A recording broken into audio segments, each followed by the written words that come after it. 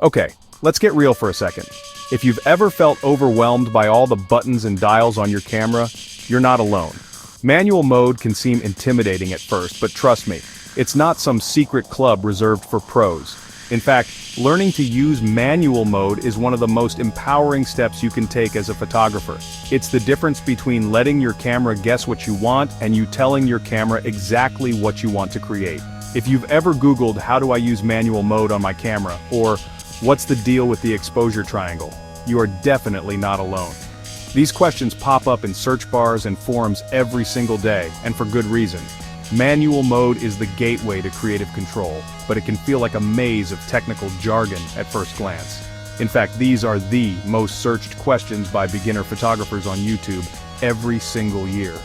Whether you're just starting out or you've been snapping photos for a while, everyone hits that wall where they want to move beyond auto mode and start making intentional choices. And that's exactly what we're going to tackle today. So, let's break down the secrets to manual mode in plain English. No confusing tech speak, just real talk about how you can take control of your camera and start capturing the images you actually envision in your mind. Think of your camera like your eye. Just as your eyes adjust to bright sunlight or dim rooms, your camera has its own way of seeing the world. The more you understand how your camera sees, the more you can shape your photos to match your creative vision. The exposure triangle? That's just 3 dials that control how your camera sees the world: aperture, shutter speed, and ISO. These 3 settings work together, like a team, to determine how bright or dark your photo is, and how it looks overall. Mastering this triangle is the key to unlocking manual mode. Let's start with aperture. Aperture is your eye's pupil.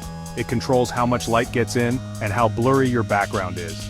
A wide-open aperture lets in more light and creates that beautiful, soft background blur, also known as bokeh. A narrow aperture lets in less light and keeps more of your scene in focus. Want super creamy, dreamy backgrounds? Go for a low f-stop like f1, 8. This is perfect for portraits, food photography, or anytime you want your subject to pop against a soft, out-of-focus background. It's a favorite trick for making your photos look instantly more professional. Want everything sharp? Crank it up to f8 or f11. This is ideal for landscapes, architecture, or group shots where you want every detail to be crisp and clear. Remember, the higher the f-stop number, the more of your scene will be in focus from front to back. Next up is shutter speed. Shutter speed is how long your camera's eye stays open. Fast speeds, like 1/1000th, freeze action, making them perfect for sports, wildlife, or any fast-moving subject. If you want to capture a split-second moment, crank up that shutter speed. Slow it down, and you'll blur motion, like silky waterfalls or city lights at night. Long exposures can turn moving water into a smooth, dreamy flow, or transform busy streets into streams of colorful light. Just remember, slower shutter speeds often require a tripod to keep your camera steady and avoid unwanted blur. Now let's talk ISO. ISO is your camera's sensitivity to light. Think of it like turning up the volume on your camera's ability to see in the dark. The higher the ISO, the more sensitive your camera is to light. But there's a catch. Low ISO, like 100, keeps your shots clean and crisp with minimal grain or noise.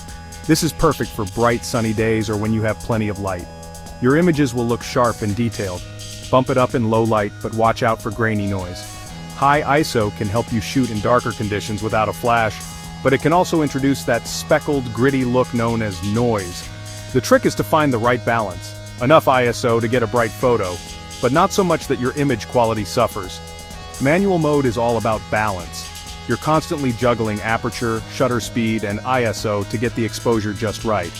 It's a bit like spinning plates, but once you get the hang of it, it becomes second nature. The more you practice, the more you'll start to see the light and know exactly which settings to use. Too bright?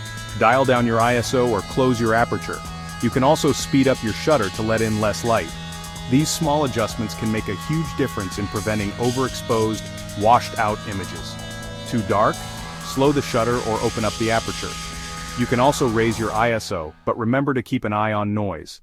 Sometimes adding a little extra light to your scene, like using a reflector or moving closer to a window, can help you keep your settings in the sweet spot. Practice, mess up, learn, repeat.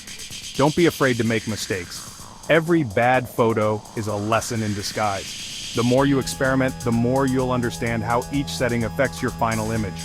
Try shooting the same scene with different settings and compare the results. You'll be amazed at how much you learn just by playing around. Honestly, the best way to get comfortable is to get out there, shoot, and experiment. Take your camera everywhere, on walks, to family gatherings, or even just around your backyard.